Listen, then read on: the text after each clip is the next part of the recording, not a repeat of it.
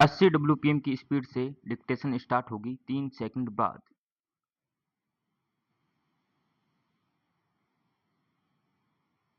Start. Delhi के मुख्यमंत्री अरविंद केजरीवाल की गिरफ्तारी पर अमेरिका, जर्मनी और संयुक्त राष्ट्र के अधिकारियों की टिप्पणियों पर भारत सरकार ने सख्त ऐतराज जताया था।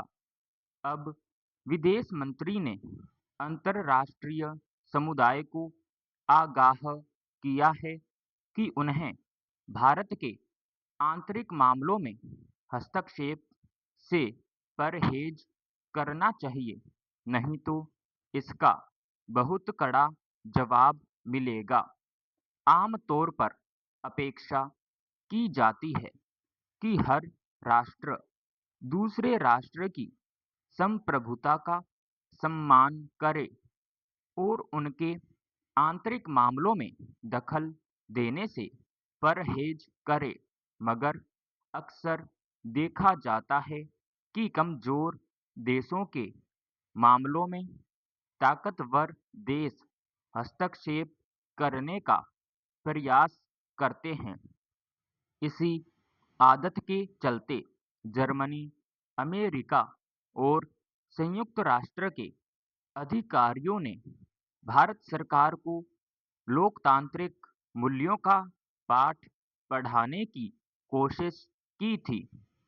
ऐसा नहीं माना जा सकता कि उन राजनयिकों को इस बात की जानकारी नहीं थी कि भारत किस कदर भ्रष्टाचार और धन शोधन संबंधी मामलों को लेकर गंभीर है। ऐसे मामलों के आरोपियों के खिलाफ सख्त कदम उठाता है। फिर भी उन्होंने अरविंद केजरीवाल की गिरफ्तारी पर टिप्पणी की तो उससे यही जाहिर हुआ कि वे भारत के विपक्षी दलों के सुर में सुर मिला रहे हैं। उनकी टिप्पणियों से विपक्षी दलों को सरकार की आलोचना करने का आधार मिल गया था। पैरा। यह ठीक है कि यह पहला मौका था जब किसी मुख्यमंत्री को पद पर रहते हुए गिरफ्तार किया गया। उस गिरफ्तारी में समय के चुनाव को लेकर भी सवाल उठे, क्योंकि तब तक आम चुनाव की तारीखों की घोषणा हो चुकी थी।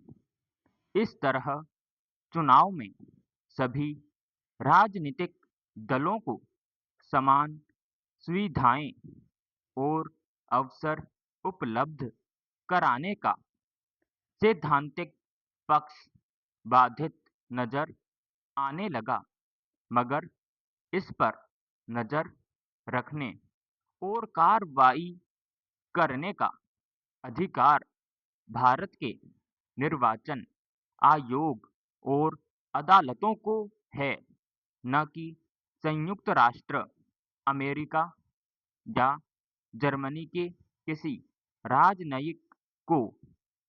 यह भी ठीक है कि हर देश अपने राजनयिकों के जरिए दूसरे देशों की राजनीतिक गतिविधियों पर नजर रखता, वहां के चुनावों की खोज खबर लेता रहता है, मगर वह चुनाव प्रक्रिया या वहां के राजनीतिक विवादों में पक्षकार की तरह शामिल नहीं हो सकता।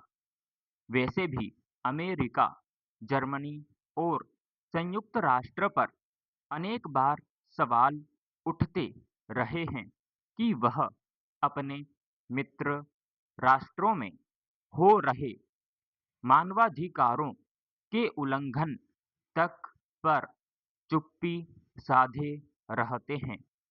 फिलिस्तीन के खिलाफ नियम कायदों को ताक पर रखकर चलाई जा रही इजराइल की कार्रवाइयों पर वे क्यों मुखर होकर नहीं बोलते या तनकर खड़े होते। समाप्त।